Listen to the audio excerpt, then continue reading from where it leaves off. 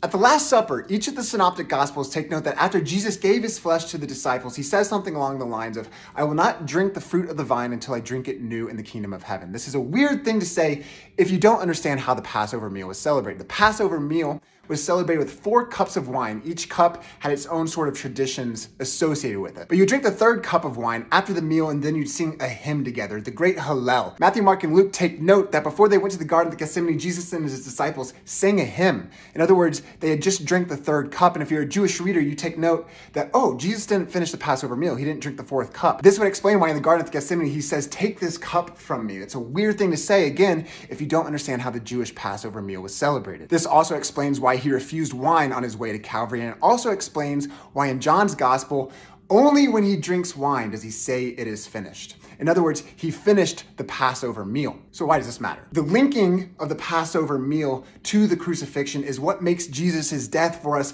a sacrifice. A Jewish sacrifice needed a priest, an offering, and a liturgy. Without the liturgy of the Last Supper, then Jesus is just a willful victim to his crucifixion. He just dies for our sins in an abstract way, arguably an unnecessary way. However, by linking the cross to the Last Supper, he makes his sacrifice a very real sacrifice. He makes it a very real Passover. Now we have to partake in this new Passover meal in the Eucharist to keep it in remembrance.